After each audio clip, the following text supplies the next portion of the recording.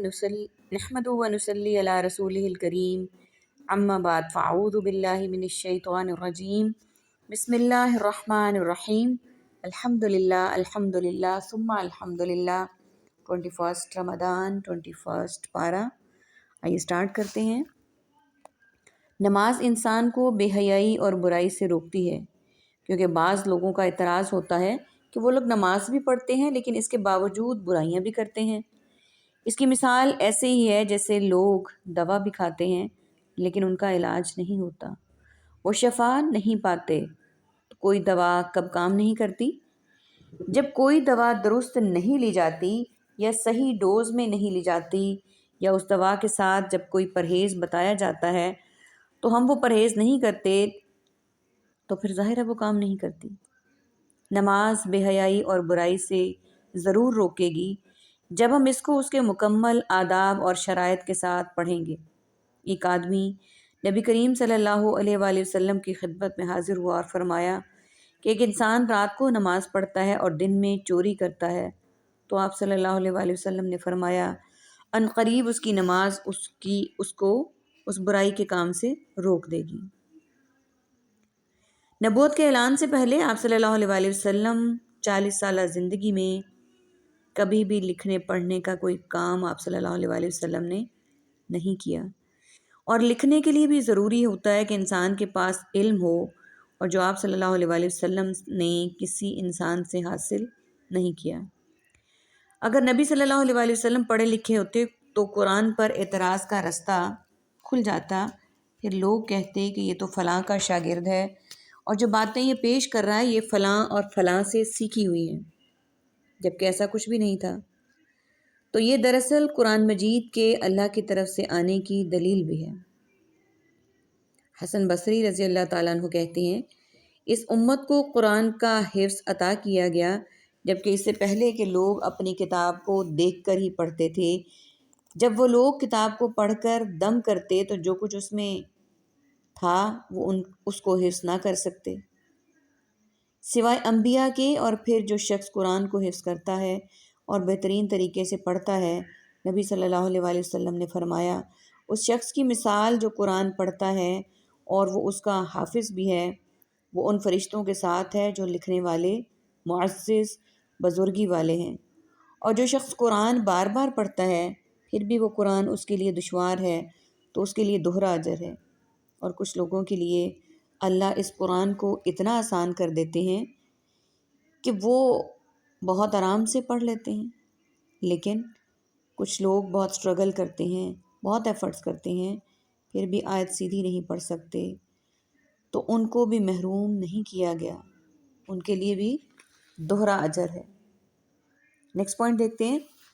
صبر اور توکل کے بغیر انسان نیک اعمال نہیں کر سکتا، کیونکہ نیک عمل کرنے میں کبھی نفس کی طرف سے رکاوٹ آتی ہے، کبھی لوگوں کی طرف سے رکاوٹ آتی ہے، کبھی طرح طرح کے خوف خطرے لاحق ہوتے ہیں، لیکن انسان جب رب پر بھروسہ کر لیتا ہے کہ اللہ کی خاطر میں نے کرنا ہے، آسان ہے یہ مشکل، بس میں نے کرنا ہے، تو انسان کر بھی لیتا ہے۔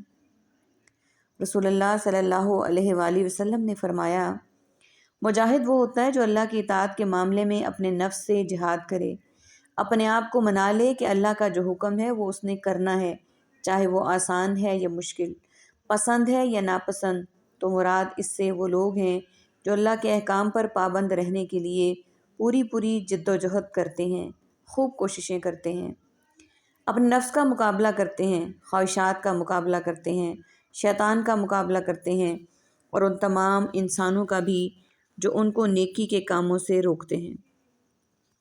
آپ کوئی اچھا کام کرنا چاہتے ہیں لیکن آپ کے پاس اسباب نہیں ہیں، آپ کا دل سخت پریشان ہے کہ میں اتنا بڑا رسک لے رہی ہوں کہ یہ کام کرنا ضروری ہے، میں اتنا بڑا رسک لے رہی ہوں کہ یہ کام کرنا بہت ضروری ہے کیونکہ یہ مسلمانوں کے فائدے کے لیے ہے، اس کام کو ہونا چاہیے، لیکن جب اللہ پر بھروسہ کرتے ہوئے ہم چل پڑتے ہیں نا، یعنی اللہ پر بھروسہ، اللہ سے مدد طلب کرنا، ایاک نعبد و ایاک نستعین، پورے دل سے کہنا، تو اللہ کی مدد آتی ہے، غیب سے آتی ہے، کیونکہ سارا اختیار تو اس کے پاس ہے، اور اکثر لوگ نہیں جانتے۔